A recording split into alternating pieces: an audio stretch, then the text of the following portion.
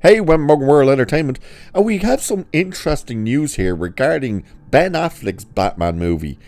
The movie that should have been and never was, unfortunately, and I think we all were hoping to at least see that movie happen. But the guy who was doing some of the art and stuff for the movie has come out now and he's responding to fans on social media. And he's told us flat out now that Ben Affleck's Batman movie had Mr. Freeze in it, and that the focus was heavily focused on Arkham Asylum. Now, we knew a bit about the Arkham Asylum part, but this is the first that we've heard about Mr. Freeze was going to be a part of it. So it's interesting what he says, because we do know that the main villain of the movie was, of course, meant to be Deathstroke. But let's have a look at this, because this is the movie that never was, and it's the one. It still bothers me, to be honest with you, that Ben Affleck is the only actor to portray Batman and never have a solo Batman movie. That's crazy. And the fact that people loved him as Batman, it's even crazier that they just never got that done. But it says here anyway, Ben Affleck's cancelled Batman movie reportedly would have featured Mr. Freeze and leaned heavily into Arkham Asylum, adding a new detail to the long-scrapped DC project that also had Joe Manganiello lined up as Deathstroke. Again, we knew Deathstroke was meant to be the main villain. And we knew that he was meant to be, like Batman, was meant to be going through Arkham. That's where they were going to kind of keep it more grounded, rather than kind of expanding all the way out and having to use so much special effects and stuff like that, that they wanted it to be not so much as the games, but have that influence in there. So the new info comes from Hollywood artist and illustrator Skylar Pinkerton, what a crazy name, who shared the details on social media while replying to a fan.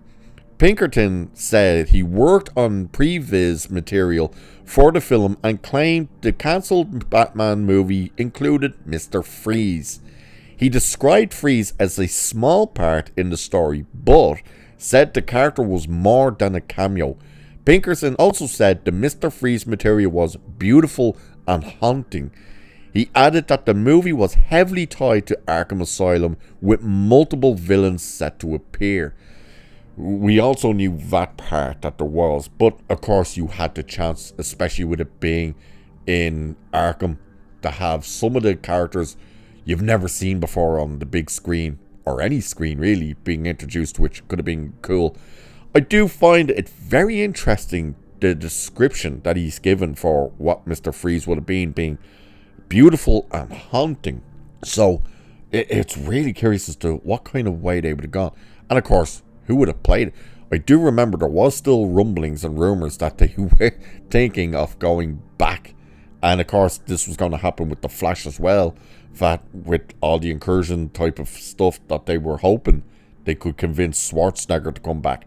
Could you imagine if we met an aged Schwarzenegger, Mr. Freeze, but a darker version in a Ben Affleck Batman in Arkham? Man, that would have been cool. So that lines up with the darker direction fans had long heard Affleck wanted the project to go in. Pinkerton also referenced comments previously made by cinematographer Bob Richardson, who was attached to the movie. Do you notice all their names are ending with son and stuff? Richardson, Pinkerton. It's like, what?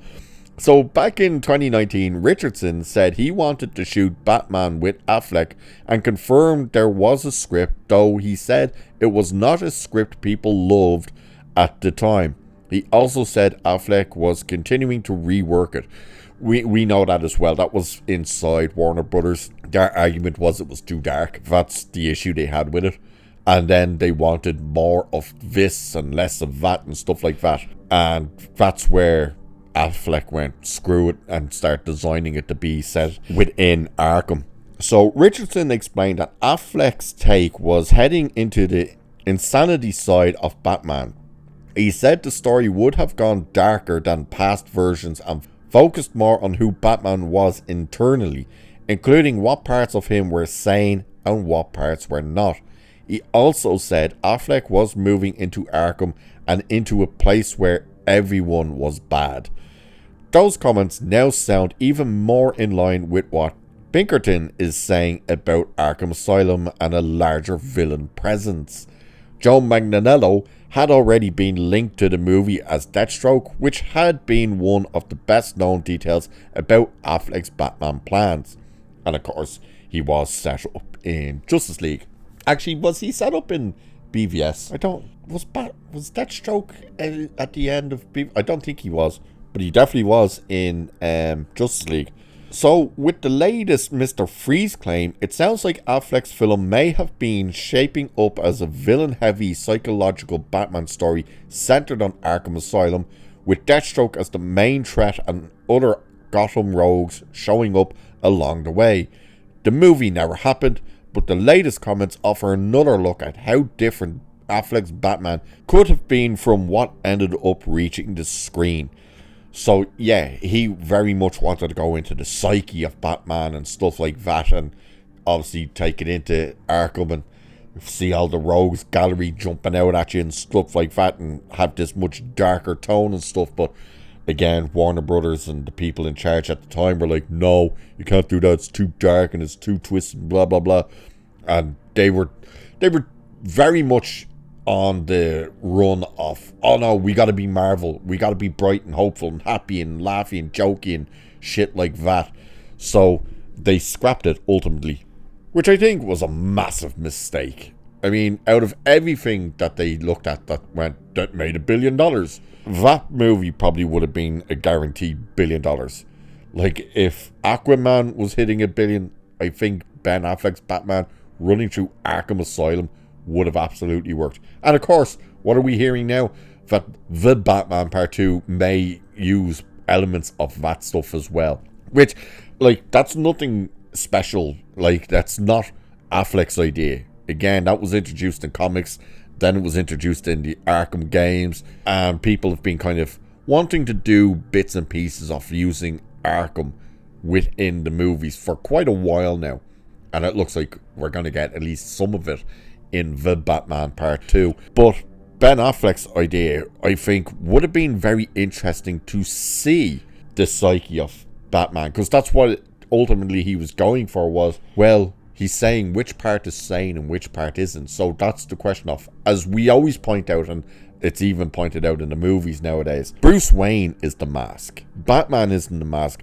Batman truly is who Bruce is. Bruce Wayne, the billionaire, he is actually the mask. He is the persona of something different to what he really is, which is Batman.